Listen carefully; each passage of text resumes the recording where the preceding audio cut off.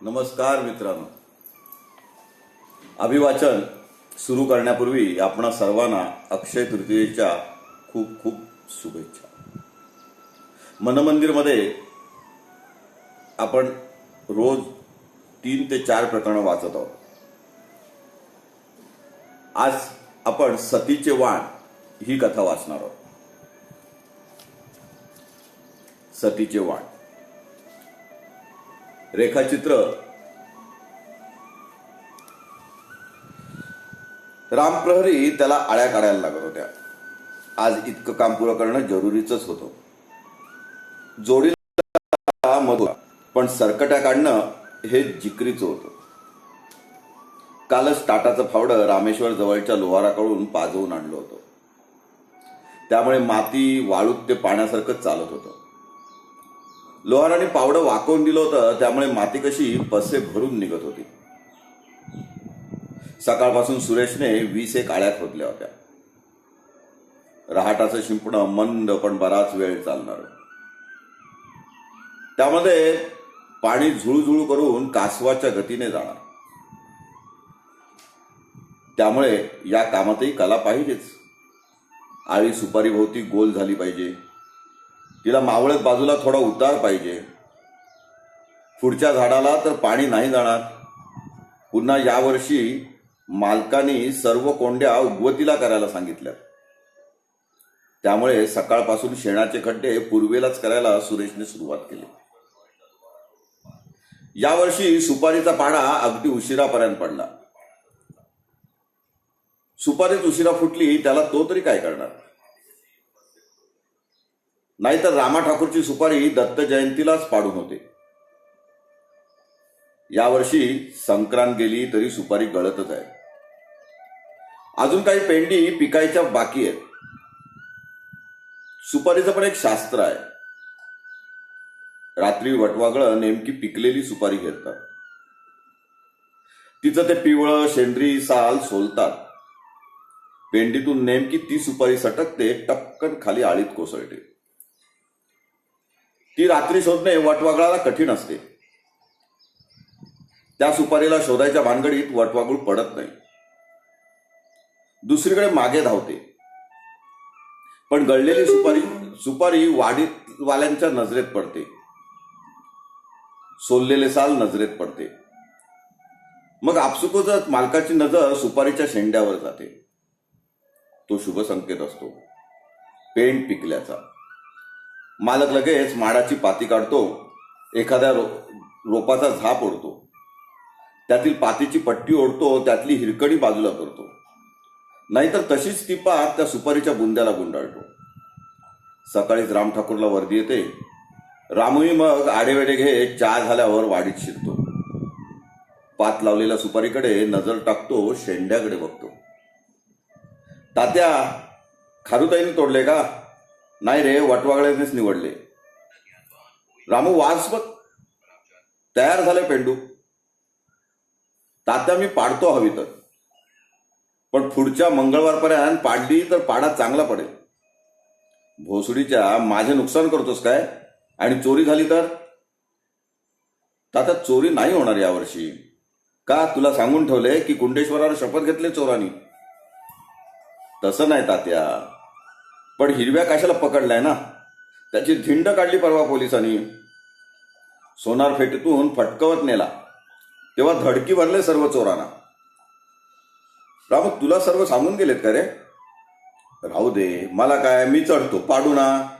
हो पाड, आज गुरुवार आहे, मुहूर्ताची एक तरी पेंड आज पाड, बाकी रविवारी बघू।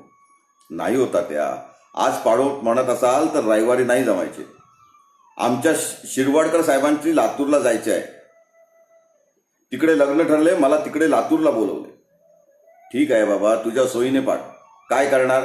अडला हरी गाढवाचे पाय धरी, पाड मात्र हे नक्की। रामू ठाकूर सरसर वर चढला, शेंड्यात गेला। त्याचा अंदाज बरोबर ठरला। रोपा खराब बाजलेलाच नव्हता, पण फवारणी जास्त झाली होती म्हणून सुपारीच्या पेंडीनी रंग पकडला होता। रामूने कमरेचा कोयता काढला, सपकन घाव बसला। पेंड खाली आली, सुपारी विखुरली। आतल्या सुपाऱ्या खास पिकलेल्या नव्हत्याच, पण तात्या खुश होते। एकतर रामू वेळेवर भेटला होता आणि 300-400 सुपारी पेंडीला होती. गावात पहिला पाडा तात्या घरताकडे पडणार. यावर्षी आपण बाजी मारणार हे नक्की होतं. रामू, 5 रोटे तुला घे रे. मला 5 रोटे माझ्या देवाला ठेवायला दे. बाकी उचल आणि भांजाजवळ ठेव. रामूने सुपारी एकवटली. जवळच्या सुपारीच्या बोगीत ती भरली. बोगी म्हणजे सुपारीच्या पेंडीवरचे सुरक्षेचे आवरण, अगदी मनमोहक, पिवळसर, नाजूक. त्यात 5 मुहूर्ताच्या सुपाऱ्या ठेवल्या. वाडीतल्या कापऱ्या देवाजवळ ठेवल्या. नमस्कार केला आणि तोंडातल्या तोंडात काहीतरी पुटपुटला.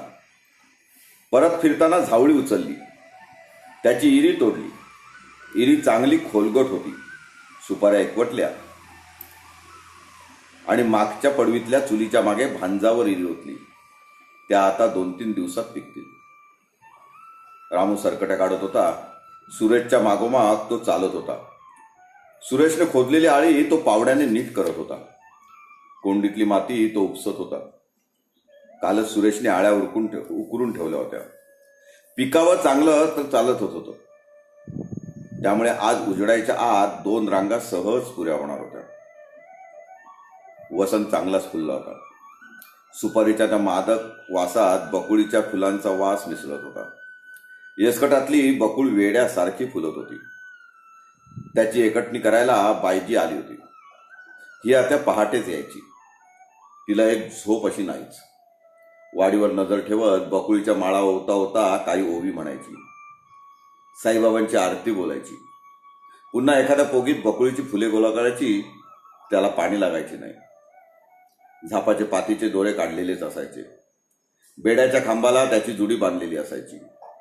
त्यातला एक सर ओढून घ्यायची आणि ओळीवर समोरच्या दगडीवरच फटकल मारायची.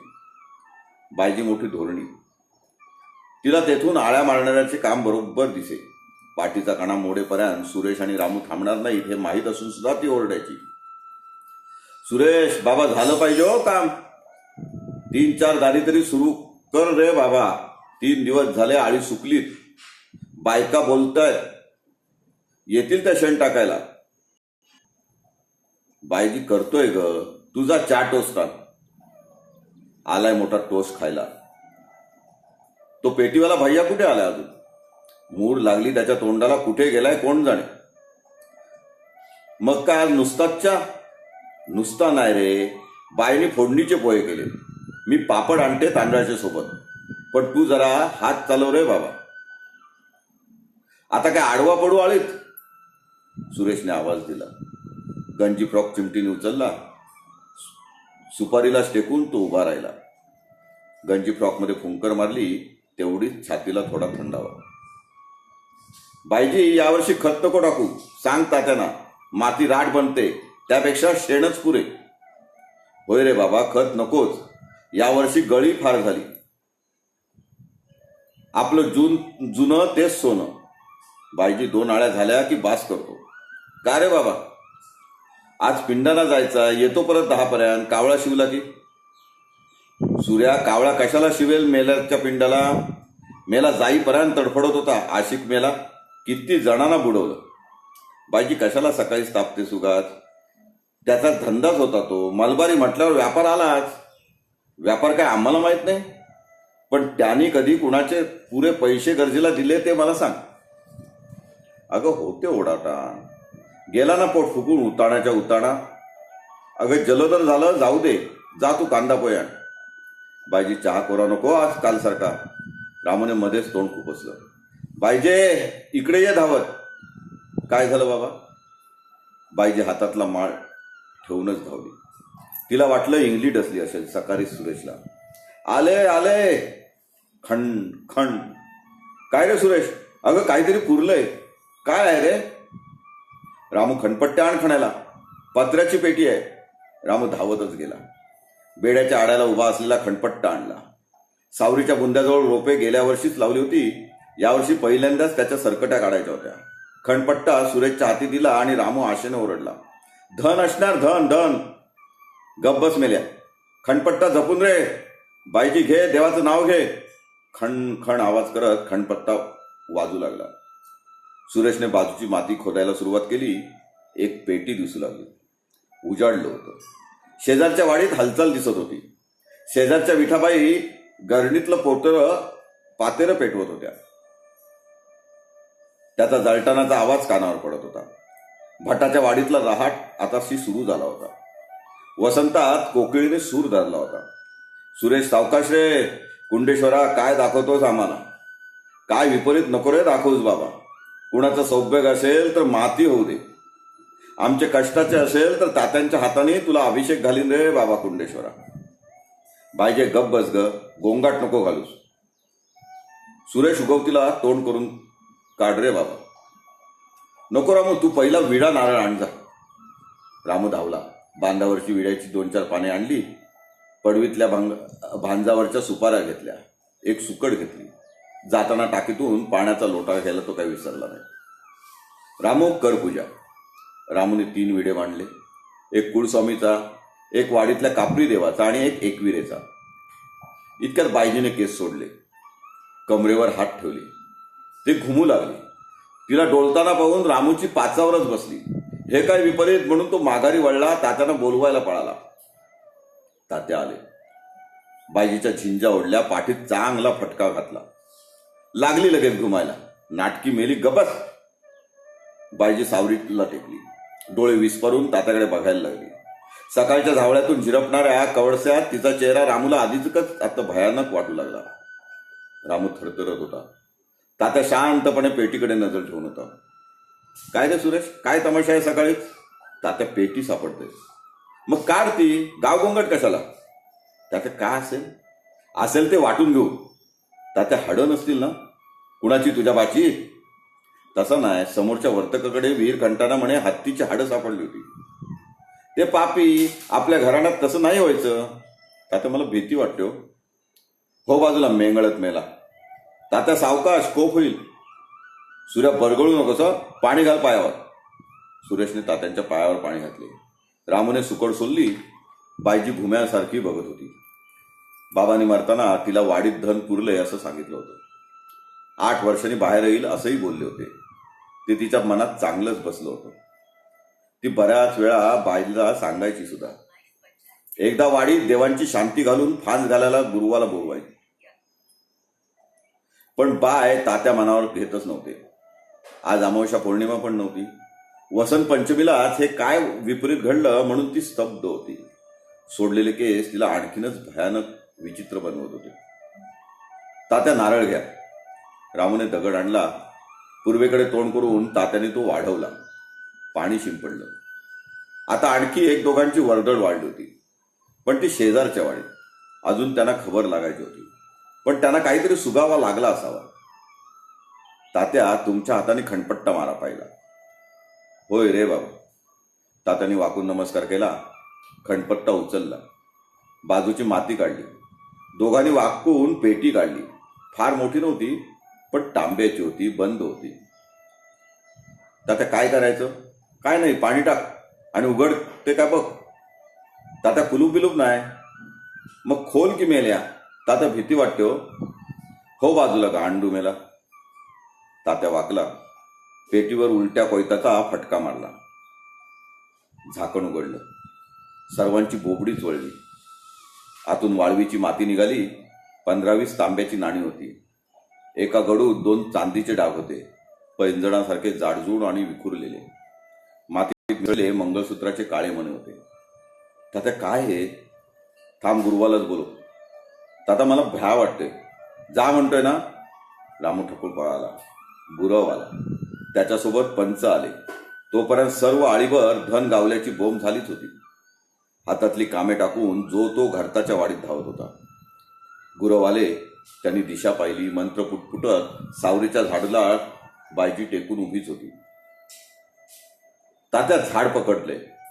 काय गुरुवा? तात्या घरात कुणीतरी मेलं, सती गेलंय काय? कशावरून? तात्या बायजी घुमते, तिला गोमूत्र द्या. रामू धावला. बाटली आणली. गुरुवानी बूच उघडला. नाकाला बाटली लावली. तोंड वाकडे केले. गोमूत्रच होते ते. कणवतीचे तांदूळ काढले. बायजीवर जोरात मारले. बायजी वेडा वाकडा चेहरा करत घुमू लागली. आता आणखी बघे लोक जमले होते. बायजीला चेव आला होता. हाताचे पंजे एकमेकात गुंफून बोटे उलटी करून ती कमरेतूनच हालू लागली. त्यात पास दिला. गुरव तुम्हीच पाजा, पण आणखी परीक्षा घ्या. सूर्या सोनचाफे आण. सुरेशने 5 सोनचाफ्याची गळलेली ताजी फुले आणली. विणलेला झाप आणला. गुरुवानी त्या झापावर ती 5 फुले मांडली. ऊद आणला. नारळाच्या जोडावर विस्तू पेटवला. आता फुलांचा आणि उदाचा वास त्या गर्दीत मिसळला. बाईजी उपडी मांडी घालून बसली. तिचे घुमणे चालूच होते, उन्हे वर सरकत होती. प्रत्येकाच्या चेहऱ्यावर वेगवेगळा भाव होता. धन बघायला कुणी आसुसलेत होता, कुणी घराचाच आता काय खरं नाही म्हणत टोकवत होता. म्हाताऱ्या कोताऱ्यांना जुन्या आठवणी काढत होते. चर्चेला उधाण आलं होतं. धनानी पाठ फिरवली अशी चर्चा चालू होती. त्या सर्व गर्दीत 2 माणसे सगळ्यांचं लक्ष वेधून घेत होती. एक बाईजी आणि दुसरा गुरव. त्यामुळे गुरुवालाही आता चेव चढला होता. त्याच्या आवाजातली धार वाढत होती. गुरव भारी कडक माणूस. अशा वेळी काही वेगळं घडलं की त्याच्या अंगात वेताळ यायचा. कुंडेश्वराचा हा पुजारी मग स्मशानातलं भस्म मागायचा. त्याला काठीने बाडवायला लागायचं. जोरात जमिनीवर तो हातपाय आपटायचा. गोमूत्र प्यायचा आणि समोरच्या झाडापेक्षा आपण कसे वर चढावत असं दाखवायचा. त्या झाडाला बांधून टाकायचा, बाटलीत बंद करायचा. आज गुरु अजून शांत होता. तो कधी घुमणार म्हणून सुरेकरांचा आबा गुडघ्यावर बसूनच वाट बघत होता. काय ग भावाने, कोण आहेस तू? गुरुवाने बायजीचे केस पकडले, खेचले आणि तिच्या तोंडावर तांदूळ मारले. मी सखी आहे. सखी कोण? फोड कर. मी सती गेले. नाव सांग. सखी आहे.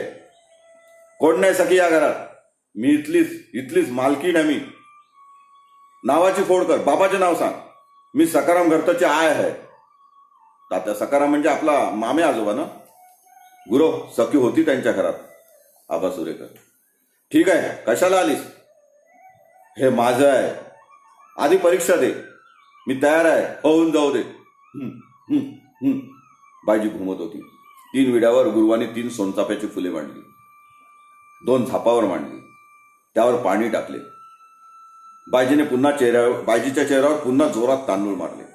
हे बघ, 1 फुल इक्वेरीचे आहे. नेमके तेच उचल, मग बघू. बायजी आता जोराने घुमायला लागली. मानेनी नाय म्हणायला लागली. आता गर्दी भक्तीने डोलायला लागली होती.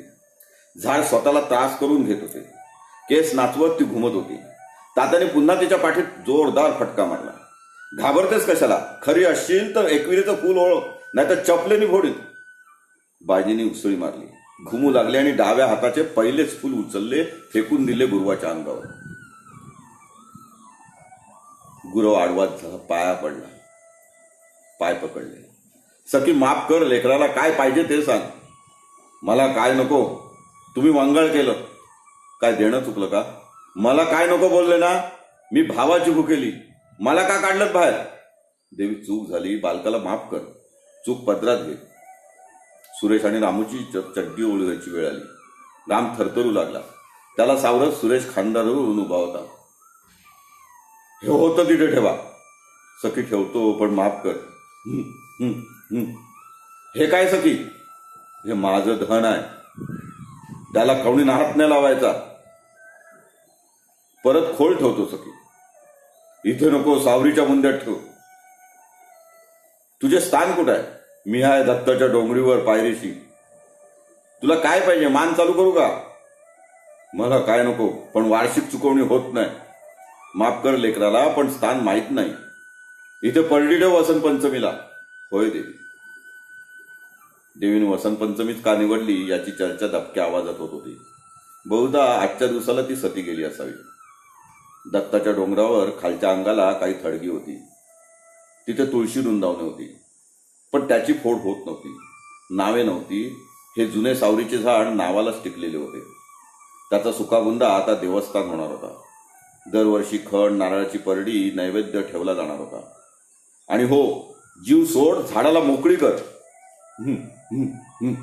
बायजी शांत होत होती. गुरुवानी गोमूत्र पुन्हा एकदा पाजले. बायजी आडवी झाली. रामू तर पॅन्ट ओली करायच्या बेतात होता. गर्दी थोडी मोकळी होत होती. ज्या वेगात पेटी काढली त्यापेक्षा दुप्पट वेगात सावरीच्या बुंदात खड्डा खणला गेला. गावकऱ्यांनी त्यात हिरवा कण, नारळाची ओटी ठेवली. कोणी बांगड्या ठेवल्या, कोणी फुले टाकली. पेटी परत बंद झाली. ती नाणी त्यातच राहिली. पेटी चांगली फुटभर खाली पुरली. वरती फुले ठेवली, खुणेचे दगड ठेवले. सखी पुन्हा मातीत मिळाली. वरती आणखीन एक मोठा दगड पुरला. कुणीतरी हार आणून दिला. 2-3 वर्षात ते जागृत देवस्थान बनले. दरवर्षी वसंत पंचमीला उत्सव होऊ लागला. सुरेशने ती वाडीच कसायची सोडली. 2 वर्षात ताता आजारपणातच गेले. त्यांनी सतीचा ध्यासच घेतला होता. वाडीला कुणी वारसच उरला नव्हता. आजही बायजी दगडावर बसून बकुळीच्या वेण्या ओत होती. मध्येच हसत होती. पुढची कथा आहे डिसॅबिलिटी सर्टिफिकेट.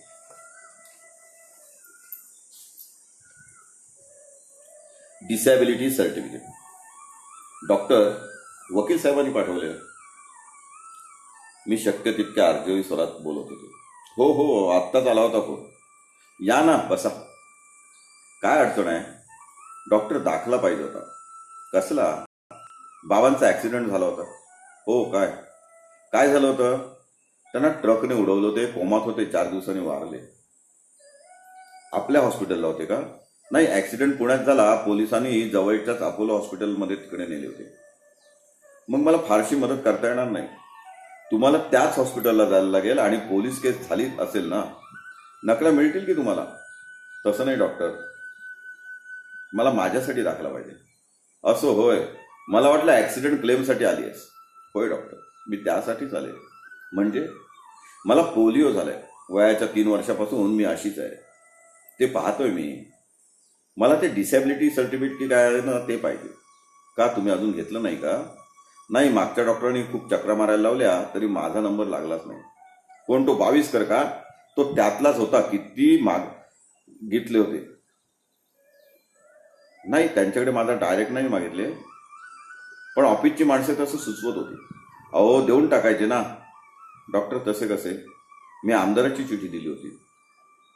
मग त्याने स्वतःच का नाही केला फोन? अहो, या राजकारण्यांचे मला काही सांगू नका. ते सांगतात एक आणि करतात दुसरेच. डॉक्टर, ते तर म्हणाले होते काम सहज होईल. आणि मीही अशी. मला खोटा दाखला का हवा होता थोडाच. पण तुम्ही 22करला क्लेमचे सांगितलेच असाल ना? हो, त्यात काय लपवायचे? तुम्ही बोल्ड दिसताय. पण तुमच्या क्लेमच्या दाखल्याचा रेट ठरलेला होता. तो म्हणे कमीत कमी 5,000 घ्यायचा. डॉक्टर, तुम्हालाही माहित आहे. अहो, ठेवायला लागते मार्केटची माहिती. बरेच जण पर्सेंटेज वाढवून चुकीचे दाखले घेतात आणि त्या आधारे कोर्टात नुकसान भरपाई वाढवून मिळते. त्यामुळे असे चालायचेच. जाऊ दे. तुमचे वकील साहेब आमचे मित्र आहेत. किती पर्सेंट डिसॅबिलिटी पाहिजे तुम्हाला? साहेब, वकील 40% म्हणाले होते, पण तुम्ही जी द्याल ती. साहेब, एक विचारू? तुम्हाला पण लागतील का? मी नाही आणले आज. हो, लागतील ना. ₹1,00,000 जमा करा. नाही हो, जा. पुढच्या आठवड्यात भेटा माझ्या पीएला. पण डॉक्टर, खर्च बिरच काही नाही. त्या पीएचे पहा तेवढे. मी करेन वसूल नंतर. ठीक आहे डॉक्टर, येते मी. मी घाईघाईत बाहेर पडले. सिव्हिल हॉस्पिटलमधनं ते पाय फरफडत चालणं मला स्वतःलाच ओंगळवाण वाटत होतं. गेली 22 वर्षे मी माझेच हे असे ओझे ओढते, नियतीने दिलेले. त्यापेक्षा एक पायच कमी दिला असता तर. पण नाही, ते तसं घडलं नाही. म्हणून तर या जगण्याला अर्थ आहे. मी माझं ओझं लहानपणापासूनच आईवर ताईवर टाकलं. त्याने मला कमीपणाची जाणीव होऊ नये म्हणून जंग पछाडलं. पण अपंग नावाचा शिक्का मारूनच माझं बालपण पुस्करलं गेलं होतं. डॉक्टरांचे काय चुकले? ते व्यवहार पाहत होते. मला मिळणाऱ्या पैशाच्या हिस्सा मागत होते. मैताच्या टाळूवरचे लोणी खायची जमात. मला तर असे लांडगे जागोजागी भेटत होते. बाबांच्या उपचारापासून मी हे अनुभवले. आईच्या बांगड्या गहाण ठेवून 50,000 घेऊन आम्ही पुण्याला गेलो होतो. हॉस्पिटलला पैसे जमा केले. त्याने आणखी 1.5 लाख मागितले. औषधांचे वेगळे. त्या 4 दिवसात आम्हाला परिस्थितीने भिकारी नको त्यांच्याकडे हात पसरायला लावले. काही माणसे आली पैसे देऊ करायला, पण ते आमच्या कोऱ्या कागदावर सह्या मागत होते. त्यांना तर मी जोरानंच फोडायला पाहिजे असे मला तेव्हा वाटायचे. बाबा जायच्या आतच त्यांना कोऱ्या फॉर्मवर वारसांच्या सह्या पाहिजे होत्या. त्यांच्या डोळ्यात हव्यास आणि ओठांवर सहानुभूती जाणवत होती. हे लांडग्यांचे वारस, ऍक्सिडेंट क्लेमचे वाटेकरी. आम्ही आमच्या घरच्या वकिलांना सांगितले. त्याने कुठेही सह्या देऊ नका असे बजावून सांगितले. बाबांचा प्रेत मिळताना तोच प्रकार. हवालदाराला प्रेताची पावती पाहिजे होती. त्यांनाही पैशाची आशा असेल म्हणून मी पर्स उघडली. इतर अशा वेळी आदाशासारखी पर्समध्ये टोकवणारीही जात. पण त्या दिवशी तो देवमाणूस निघाला. चक्क नाही म्हणाला, मी तुमच्या भावासारखा, तुम्ही दुःखात आहात, आमचे हे कामच आहे. हवालदार म्हणाला. मला भरून आले. त्याने नंतर हळू 4 कागद काढून दिले. एक कार्ड हातात दिले. हे बघा ताई, झाले ते झाले, पण हे वकील तुम्हाला 5 लाख मिळवून देतील. पाहिजे तर फोन करा. त्याने दिलेले कागद मी घेतले, नमस्कार केला आणि अँब्युलन्सचे दार ओढून घेतले. साले सर्वच सारखे. सर्व व्यवस्थेलाच कीड लागली होती. मी तरी थांबणार कुठे आणि कोणाला थांबवणार. घरच्या वकिलांनी सावकाशपणे क्लेम दाखल केला. घरची परिस्थिती त्यांना माहीत होती. कर्जाचा डोंगर झाला होता. बाबा कंपनीत छोटे छोटे सुतारकाम करायचे. नवीन मोटरसायकल त्यांनी वर्षभरही चालवली नाही. काळ्याने त्यांना ओढून नेले. आई आणि 4 पोरींना टाकून बाबा गेले. मी धाकटी. 3 पैकी 2 बहिणींनी प्रेमविवाह केला. न करतून सांगतील कोणाला. घरात जावयाला देण्यासारखे काही राहिलं नव्हतं. आम्ही जातीचे भंडारी. बहिणी शिकल्या, बाबांनी पोरीसाठी चपला झिजवल्या, तरी आई जावई सापडत नव्हता आईला. शेवटी एकीने कॉम्प्युटर क्लासवाला शोधला, दुसरीने आमदारांच्या घरातला नोकर शोधला. दुसरी 2 वर्षातच माहेरी आली. घरचे तिला काय पोचणार. आधीच माझ्या लोडण्याने वाकलेले बिचारे 10 वेळा तिच्या सासरी गेले, पाया पडले. शेवटी पोरीला सक्तीने ठेवून घेतले. तिसरी स्वतःच्या पायावर उभी राहिली. आता तीच घर चालवते, पिठाची चक्की चालवते. मी अशी अपंग. बाबांनी दारात एसटीडी बूट टाकून दिलाय. पण आता मोबाईलच्या जमान्यात फक्त रहस्य कथा वाचण्यासाठीच त्याचा उपयोग होतो. आई सरकी. तिच्या डोक्यावर बाबांच्या जाण्याचा आणि आमच्या भविष्याचा परिणाम झाला. मध्येच ती सैरभैर होते, कॉलनीत फिरते. मी नाही अडवत तिला. कशी अडवणार. माझी अशी अवस्था. इथे डिसॅबिलिटी सर्टिफिकेटलाही पैसे लागतात. कोर्ट कचेरीलाही पैसे लागतात. आता हा टक्केवारीचा जमाना आलाय. मी सावरते म्हणजे पायाला लागलेल्या रॉडच्या बुटाचा आधार घेत या निर्दयी प्रवाहात गटांगळ्या खाते, वाहत जाते. प्रवाहाविरुद्ध पोहण्याची इच्छा फार आहे, पण पायात बळ नाही, मनगटात ताकद नाही, मनाला आधार देणारे कोणी नाही. मला स्वतःला अपंग म्हणून घ्यायला आवडत नाही, पण कोर्टाला अपंग व्यक्ती जिवंत समोर उभी असतानाही अपंगत्वाचा सरकारी दाखला पाहिजे. सरकारला आई जिवंत असतानाही तिचे पेन्शन चालू ठेवायला तिने स्वतः जिवंत असल्याचा दाखला ट्रेझरीत हजर करायला पाहिजे. संवेदना बोथट झाल्यावर हे असेच कागदी घोडे नाचवले जातात आणि त्याच्या बाळगून माझ्यासारखे अनेक जण नाहक परपटत जातात. माझी मी सांभाळून घेईन, पण या व्यवस्थेत तुम्ही काय करणार. मला गरज म्हणून मी माझा दाखला मिळवे नाही. मला तर समाजाने अपंगच ठरवले. सरकारने आता त्यावर सील मारले. पण तुम्ही समर्थ आहात ना, तरी असे वागता. व्यवस्थेपुढे गुडघे टेकता, फरफटत जाता. काय म्हणावे तुम्हाला. अपंग, पांगळे, की संवेदना गहाण टाकलेली हाड्यामासांची, मेलेल्या मनांची प्रेते, मनगटे थिजलेली. तुमचे डिसॅबिलिटी सर्टिफिकेट कोणी बनवायचे आणि त्याचे पर्सेंटेज कुणी ठरवायचे.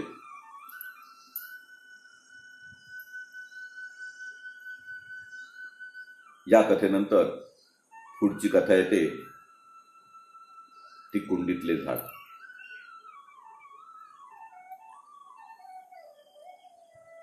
ते खिडकीतलं मनी प्लांट कसं सुकत चाललंय ना, अगदी माझ्यासारखं. मलाही असंच सुरुवातीला मायानं खतपाणी मिळत होतं. प्रेमाने गोंजारलं जात होतं. या घरातला प्रत्येक माणूस माझ्याशी प्रेमाने बोलत होता. मी त्या आशेवर तर उंबरठा ओलांडला होता. आमचं माहेरचं घराणं मोठं काही नव्हतं, पण आई बाबा मेहनत करून जेवत होते. 2 पोरींना पोटभर घालत होते. बाबा शेतावर जायचे. आई बऱ्याच वेळा शेतावर त्यांना सोबत करायची. गावाला तशी वेळेची म्हटली तर कधीच कमी नसते. पण खरे म्हणाल तर गावच्या शेतकऱ्याला वेळच पुरत नाही. मर काम करूनही पिकेल त्यातच समाधान त्याला मानावे लागते. आईबाबांचेही त्यापेक्षा वेगळे असे काहीच नव्हते.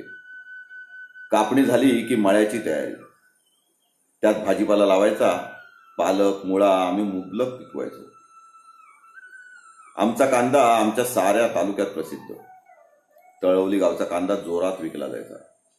त्याच्या वेण्या बांधायला मग आम्ही पण बसत असू. दिवाळी आली की आई रोज संध्याकाळी भाजी काढून आणायची. रात्री जेवणापूर्वी भाजी साफ करून आम्ही त्याच्या जुड्या बांधायचो. रोज टोपली 2 टोपली भाजी आईला मार्केटला तालुक्याच्या ठिकाणी विकायला जायची. भाजीच्या जुड्या बांधायला मला जाम आवडायचे. आम्ही आगरी पण मळ्यात रमलो. मी पालकची, मुळ्याची, लाल माठ्याची जुडी बांधायची. आई मुळा किती घ्यायचा ते ठरवायची. एक जरी मुळा जास्त गेला तरी हातावर चपटी बसायची. अगदी पाऊस पडेपर्यंत आईची मार्केटची फेरी पुरी कधी चुकली नाही.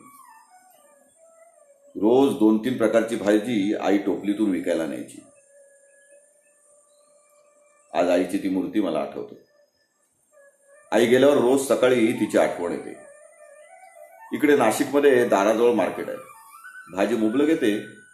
त्या पालकच्या, कोथिंबीरच्या मोठ्या मोठ्या जुड्या, गड्डे विकत घेताना सारे आठवते. रोजची आईची लगबग ती सुद्धा आठवते. सासरी इकडे काही कमी नाही. आज 6-7 वर्ष झाली लग्नाला. इकडच्या घरात सर्व काही आहे. नवरा जुन्नर रोडला एका वाईन फॅक्टरीत मॅनेजर आहे. तो रात्री घरी येतो. दुपारी मी मोकळीच असते. शिक्षणाचा इथे फायदाच नाही. कारण मला वकील बनायचे होते, त्याप्रमाणे मी वकील झाले. काही काळ वकिलीही केली. पण हा पोलिओचा पाय घेऊन ते फरफटत चालणं जीवावर यायचं. माहेरची माणसे दयेने बघायची. वेळ जात होता. कोर्टात मी रमत होते आणि त्यातच हे नाशिकचे स्थळ आले. आईला माझी चिंता होती. आलेलं स्थळ हातचं घालवायला ती तयार नव्हती. तिच्या लेकी सासरी जबाबदारी नाही, मुलगा वेगळा राहतो, स्वतःचं घर आहे, मुलीला जिने चढायला लागणार नाहीत इतकंच पुरे होतं. मुलाला 8-10 हजाराची नोकरी होत आहे, मुलगा देवधर्म पाळणार आहे, निर्व्यसनी आहे, हे सर्व तिच्या दृष्टीने बोनस पॉइंट होते. ताईने मला विश्वासात घेतले. शिवानी, चालेल ना तुला? आई, तुम्हाला आहे ना पसंत? अगं तसं, पण तुझ्या मनात काय ते आम्हाला कसं कळणार? आई, मी आहे अशी. मला कसले आले पसंती नापसंती? पण तुझे कुठे काही नाही ना? मला कुणी मागणी तरी घालेल का?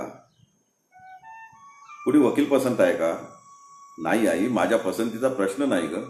मला 10 पसंत पडतील, पण या जगात व्यवहार पाहिले जातात. एका अपंगाशी लग्न करायला कुणीही तयार नाही होणार आई आमच्या कोर्टात. आम्ही विचारू का कोण आहे तू? आई, कुणी नाही ग. तू अजिबात काळजी करू नकोस. तू मला सांगशील त्याच्याबरोबर मला लग्न करायला आवडेल. हे बघ, त्याला नोकरी आहे, तुला वकिली करता येईल, तो घरी एकटाच असतो. आई, माहीत आहे मला, नको समजावूस. मी तयार आहे सांगितलं ना. आम्ही पत्रिका पाठवली होती, तो जुळल्याचा निरोप आलाय तिकडून. त्याचा काय संबंध? आई, पत्रिका जुळली नसती आणि त्याने जरी हो म्हटले असते तरी मी तयार झालेच असते ना. इतका आवडला होय फोटो? आई, फोटो नाही आवडला, पण व्यवहार पाहते मी. मला कोण राजकुमार नाही पसंत करणार. कसाही असला तरी मी तुम्हाला नाही त्रास देणार. शाणी ग बाय माझी ती. आई, मी तुला बाबांना लहानपणापासून पाहिले. बाबांची माझ्या पायासाठी झालेली फरफट पाहिले. आता आणखीन बोजा नाही का बनायचंय मला? असं नको बोलूस. आम्हाला जड का झाली आहेस तू? पण वेळेत ओळखलेलं बरं. आणि सांधेदुखीमुळे मलाही आता नाही जमतो धावपळ, म्हणून काही करतो. आई, कारणं देऊ नकोस. पण दुसरं स्थळ येईल की नाही याचीच भीती सतावते तुला. मी एकीकडे कांद्याची सालं साफ करत होते. त्यांच्यावरचे कांद्याचे सालांचे पापुत्रे काढावे लागतात, बांधावे लागतात. हे वेण्या बांधण्याचे काम शांतपणे पहाटेच करावे लागते, अगदी काळजीपूर्वक. आम्ही ओटीवर दोघीच होतो. बाबा माळ्यावर झोपले होते. त्यांनाही थोडे बरे वाटत नव्हते. आई गप्प बसली. विषय बाजूला पडला, पण माझ्या डोळ्यातून तो काही जात नव्हता. कांद्यासारखीच मला आईबाबांनी जपली होती. आमच्या तळवली गावात मी पहिली वकील झाले होते. आठवते तेव्हापासून मीही आईसोबत भाजी विकायला जायचे. आमचं विश्वच छोटं होतं. आम्ही त्यात समाधानी होतो. मी टोपली घेऊन बसायची, आई बाजूलाच असायची. आम्ही मैत्रिणी नव्हतो, पण आई माझी खूप काळजी घ्यायची. साठेकरणी आमची भाजी उचलायच्या. आई रोज त्यांच्याशी भांडायची. आम्हाला किरकोळ विक्री केली तरच फायदा व्हायचा. त्यासाठी तास 2 तास थांबायची आमची तयारी असायची. 12वी पर्यंत सकाळी 8 पर्यंत हे रोज चालायचे. आठवड्याचे 2-3 दिवस मी तेथूनच कन्याशाळेत जायचे. सुरुवातीला भाजीवालीची मुलगी म्हणून मला सर्व हिणवायचे. सहसा कोणी बोलायचेच नाही, पण नजरा सांगायच्या. शाळेत मी कधी पहिले आले नाही, पण कधी नापासही झाले नाही. खेळात वा इतर कार्यक्रमात भाग घेण्याचा प्रश्नच नव्हता. मी जास्त खळखळ न करता बोल्यावर चढले. अगदी साधेपणाने लग्न झाले. माझ्यासारख्या अपंगाशी लग्न करायला हे काय तयार झाले हाच प्रश्न होता. नोकरी करताना केवळ शिकलेली बायको मिळते म्हणून माझ्या पोलिओकडे दुर्लक्ष करणारा हा महात्मा नक्कीच नसणार. पण कशाला तयार झाला हा माणूस? मला त्याच्याशी बोलायचे होते. 1-2 वेळा तो घरी आला. साखरपुड्याची तारीख काढायला सासरे आले होते, पण त्यावेळेला भेटता आले नाही, बोलता आले नाही. मला फारसे फिरता येत नव्हते. आईने पुढे पुढे करायला बंदी घातली होती आणि त्याचे मित्र त्याला काही सोडत नव्हते. तरी त्याने वेळ साधलीच. संध्याकाळी आम्ही पडवीत बोलत बसलो. मला डायरेक्ट विचारता येईना तेवढ्यात त्याचा मित्र टपकला. त्याला मी आवडले होते. तो जाताना हसत हसत गेला. काही टोमणे मारून गेला. मला ते जाम आवडले. या धीरांशी आपले जमणार हे मला तेव्हाच कळले. कोण हे भाऊजी? अगं तो माझा खास मित्र आहे, पाठ सोडत नाही. त्यांना आवडली वहिनी? हे काय सांगायला पाहिजे. आणि तुम्हाला? हो. पण मला दया नको, मी अपंग आहे म्हणून सहानुभूती वाटते ना तुम्हाला? हो वाटते की. मला तेच नकोय. एक विचारू? तुला काय वाटते? कशाबद्दल?